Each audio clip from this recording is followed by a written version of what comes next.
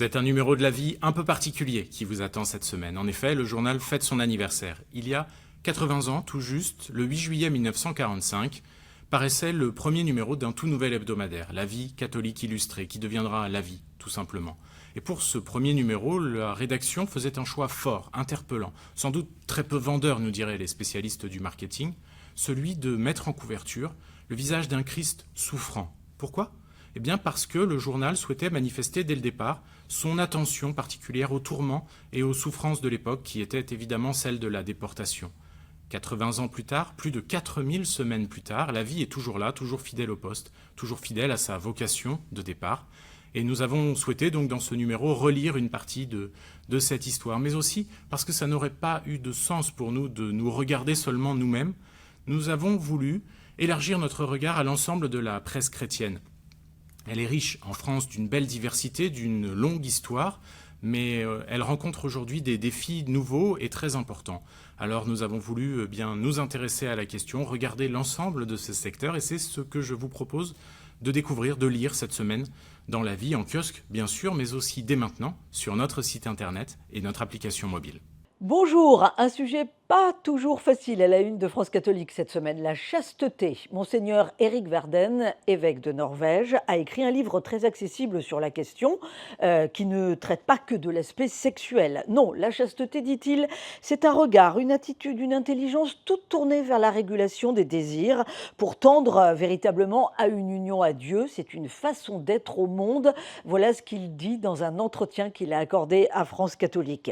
À découvrir également dans l'hebdomadaire cette semaine un coup de projecteur sur les nouveaux martyrs de Syrie que sont les chrétiens de Damas, marqués par l'attentat dans une église en pleine messe le 24 juin dernier.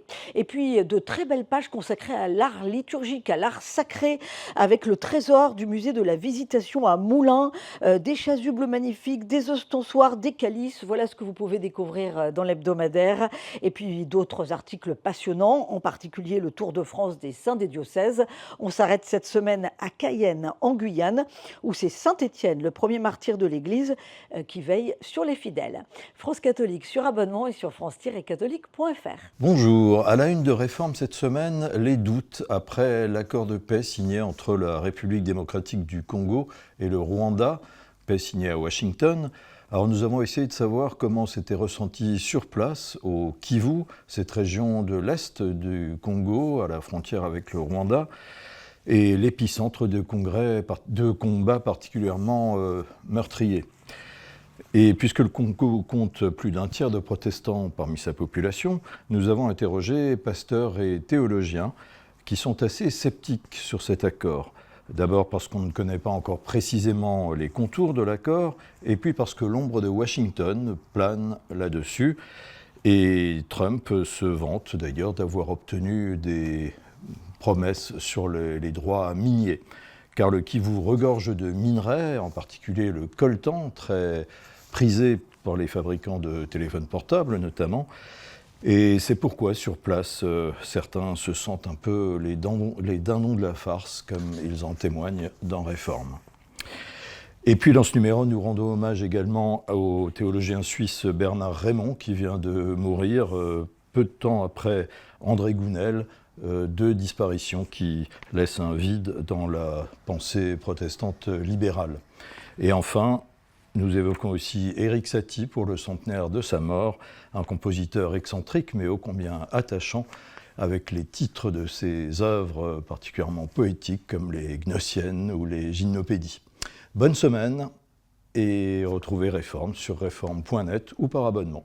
À l'heure où les économies s'imposent, quelles valeurs sommes-nous véritablement prêts à défendre? Aux pèlerins, nous avons fait notre choix depuis longtemps déjà, c'est le lien. Tout ce qui nous relie, à commencer en été par la culture, qui malgré les coupes budgétaires, continue de défendre ses couleurs à la ville comme à la campagne, grâce aux musiciens, aux metteurs en scène, aux acteurs, aux festivaliers qui continuent de défendre une offre culturelle de qualité partout sur le territoire. Le lien, c'est aussi la santé pour tous.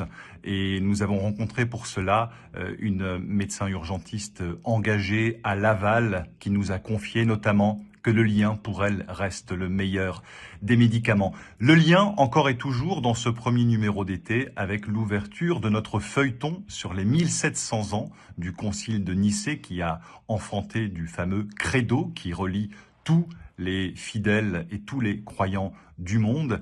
Ce credo, eh bien, vous allez cet été assister à sa naissance, plonger dans le chaudron du premier concile œcuménique en l'an 325, comme si vous y étiez.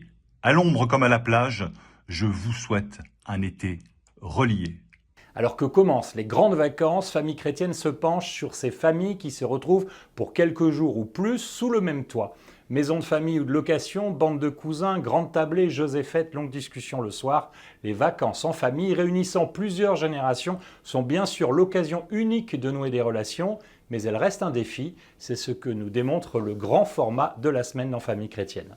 Dans nos pages magazines, il est question de littérature.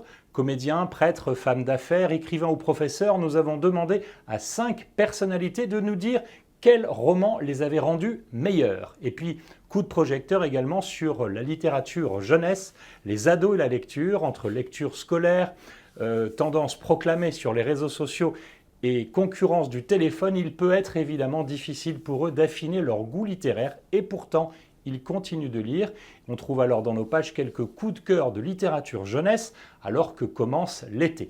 Un été que je vous souhaite paisible et enrichissant, sans oublier de nous lire évidemment en version papier ou sur internet en vacances, famillechrétienne.fr.